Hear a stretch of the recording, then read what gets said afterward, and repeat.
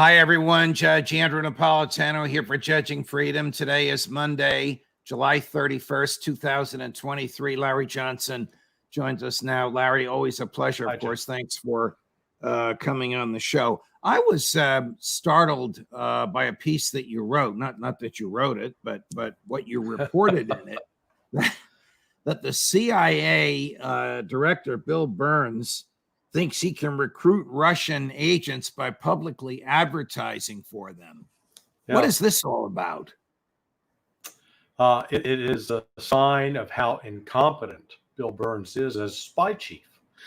Look, the fact that countries like Russia, the United States, China, Israel, France, the United Kingdom, all have intelligence agencies. And their goal is to go out and find people from other countries that will give them information that they're not supposed to give up. So that's the name of the game. A spy chief is not supposed to go out and say, boy, yeah, this is a great environment. We're recruiting the heck out of the Russians. Because you shake your head and say, yeah, Bill Burns, have you ever played poker?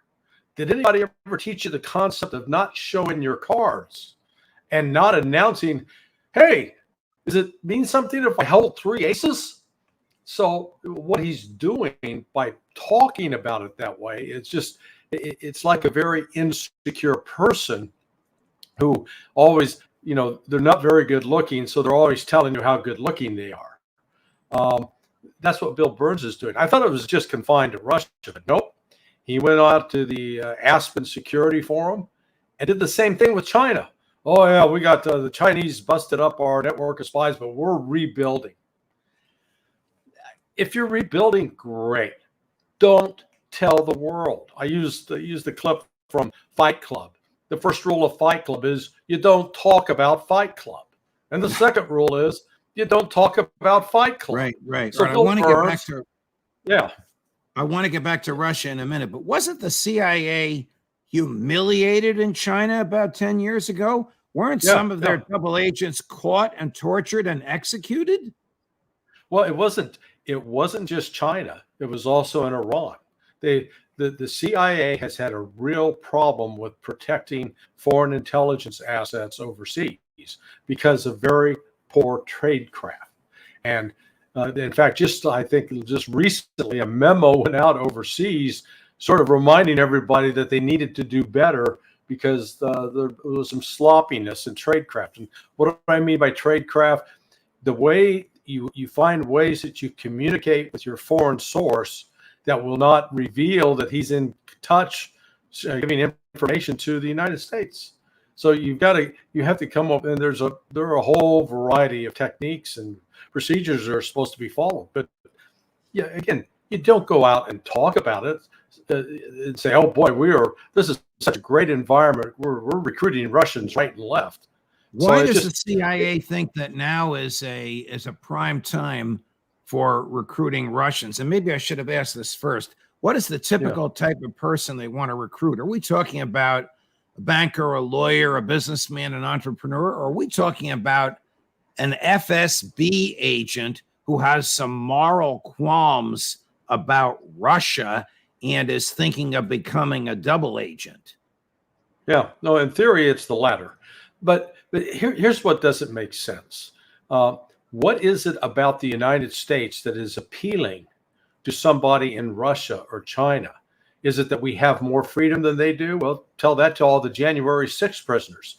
The United States is doing more locking up political dissidents, people that disagree with the current administration, than even Russia and China are doing. That's number one.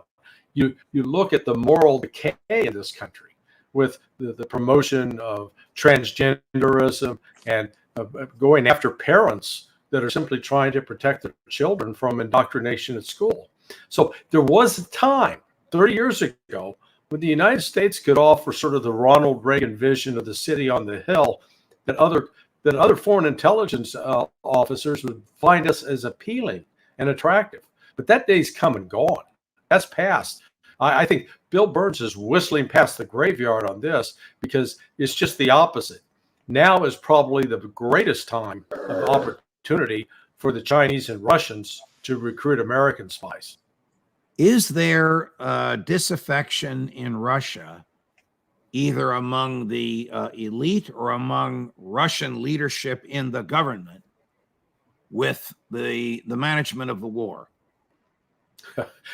If there's any complaint, it's that Putin's not being vicious enough and not killing enough Ukrainians.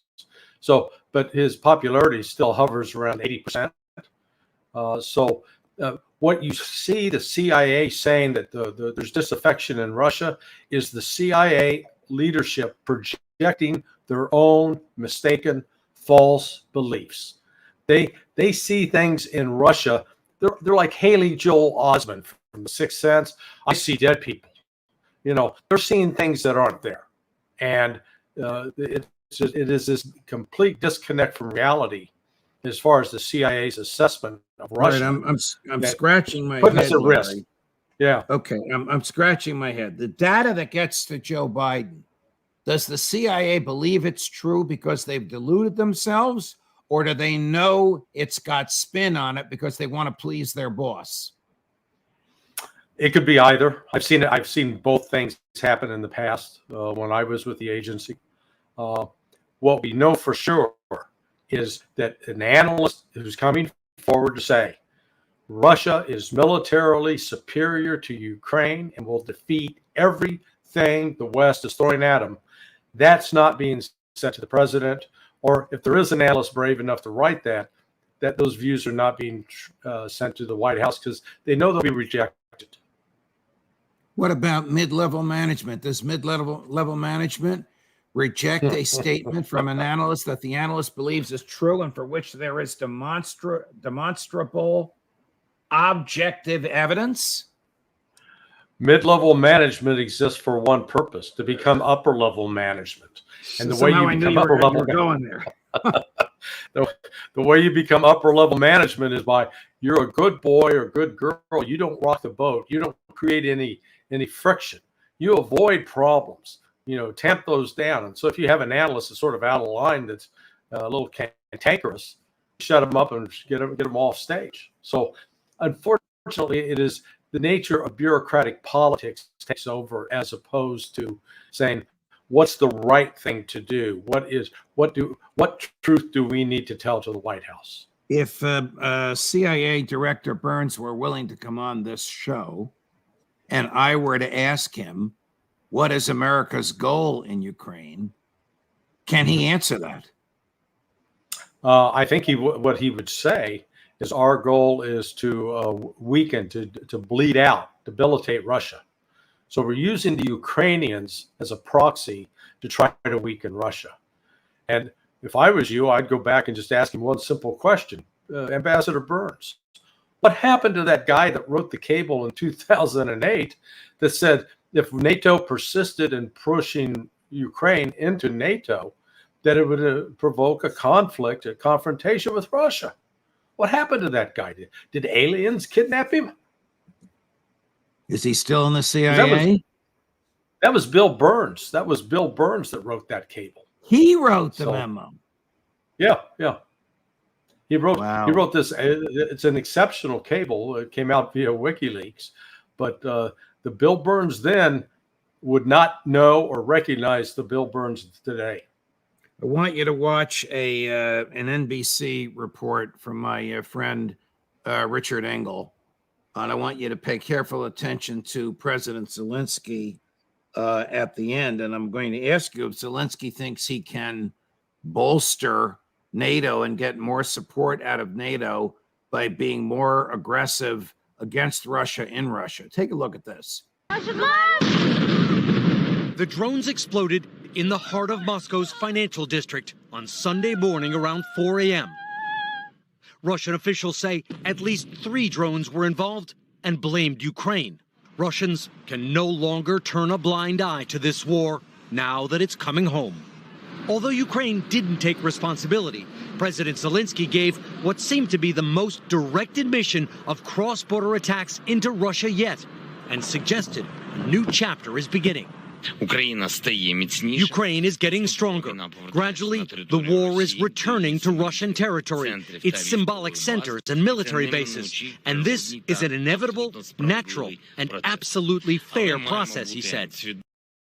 Inevitable, natural, absolutely fair, and what? And intended to show NATO what we can do. A few drones hit a couple of high-rise buildings. Where's he going with this, Larry?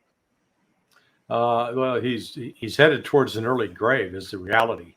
Look, this is an act of desperation, number one. Number two, you got to say, well, guys, if you can do that, why aren't you hitting Russian military targets that are savaging your troops in the field, that are blowing up? Just the other day, 9 out of 10 vehicles sent by the United States got taken out in one attack.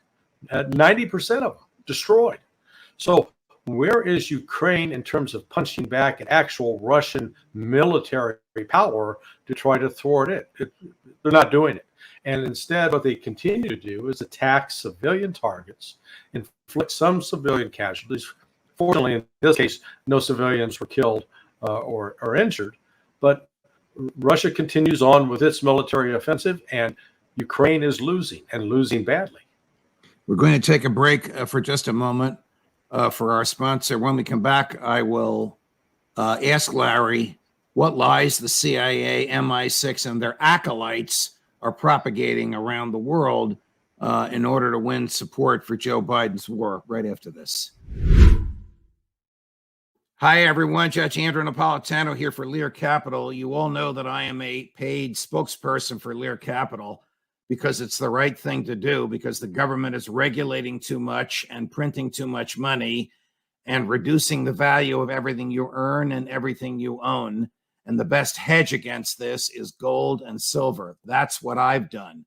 I know the folks at Lear. I trust the folks at Lear. I've worked with the folks at Lear, and I use their advice when it comes to my investing in gold and silver. You should do the same. Call them at 800-511-4620 or go to learjudgesnap.com. You'll have a very nice conversation with a very knowledgeable person who'll send you literature to read, which you can review with your spouse and your financial advisor, and then you can call them back and decide what you want to do. Why Lear? Lear has 25 years experience and thousands of five-star reviews and a 24-hour risk-free guarantee. And when you have this conversation with the Lear representative, you'll find out if you can qualify for a $15,000 gold bonus. So call Lear now, 800-511-4620 or learjudgenap.com. Who is Andres Dobryansky, and what kind of nonsense is he spreading? He's the communications director for the Ukrainian Congress of America. And we were, what was unusual is I was invited to a press TV, which is run by Iran. They have English speaking, it's an English language channel. Judge, in the last 18 months, this is the first time that I've ever been on opposite somebody who's taking a pro-Ukrainian position. And the same can be said for Scott Ritter and Doug McGregor and Ray McGovern down the line. Rarely does the media do like it did 20 years ago, when there would be two opposing viewpoints and it could have a healthy debate, at least give people something to hear and see. So this Mr. Dobryansky made the claim that Russia was an imperial power.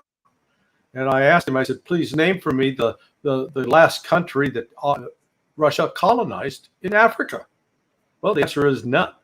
Africa has never colonized Africa at all. Russia's never colonized Africa. Correct. They're not a single colony. Unlike France, France and the United Kingdom controlled 2/3 of Africa between themselves. But you also had the Dutch and Netherlands, and you had the Germans, and you had the Danes, and you had the Italians, and on and on.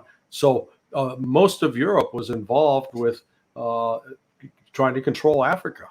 And now Africa is breaking free, and they see Russia as an honest broker in this process. And is the CIA involved in spreading this nonsense as well? It's got to be. I can't imagine Dobryansky would be saying this without CIA and MI6 support and encouragement. Yeah, he's part of the information operation to get out there and spread the news. Notice the West tried to say that the Russian summit in St. Petersburg with Africa was a complete failure. Well, out of 55 countries, 49 showed up. And if it wasn't represented by a president, it was represented by the foreign minister of the country. So Russia, you know, there were 7 countries that didn't show, but the vast majority of Africa is paying attention. And Russia is now starting to revive what it did years ago when the Soviets were around. They're providing free education in Russia. And the Russian schools are magnificent. Give me the big picture here. How can CIA, MI6, and their acolytes in Ukraine expect the American public to be dumb enough to believe everything that comes out of their mouths? Well, they've had pretty good success so far over the last 18 months. And remember back during the entire Russiagate against Trump, the majority were believing that Russia had Trump in their pocket, and he was a puppet of Putin. And, you know, you and I have witnessed that and experienced that whole mess firsthand. So they've gotten away with it in the past, and they continue to double down. But reality on the ground is going to force a change, because at some point, the Ukrainians are going to be collapsing on the battlefield. I want to play a little clip for you from Matt Van Dyke. Matt Van Dyke is an American who is the founder and head of a group called Sons of Liberty International. He is not a veteran, but he trains with foreign military. He fought in Libya, and now he's about to fight again in Ukraine. He is about to wear a Ukrainian military uniform and go to the front lines and fight against the Russians. Our friend and colleague, Scott Ritter, called him a traitor for wearing another country's uniform and insane to allow Ukraine to put him into a meat grinder. But I want you to listen to the confidence with which he speaks, and then I'll be happy to hear your thoughts. Part of the reason that the counteroffensive has been slow so far and not meeting some of the lofty, optimistic expectations that some people had is because Russians had all these months. I was saying before, this offensive had to be done in winter. Russia was given several months to entrench, to lay minefields, to lay dragon's teeth, to dig trenches. And now Ukraine has to push through the minefields. And while they're doing that, Russian artillery is hitting them.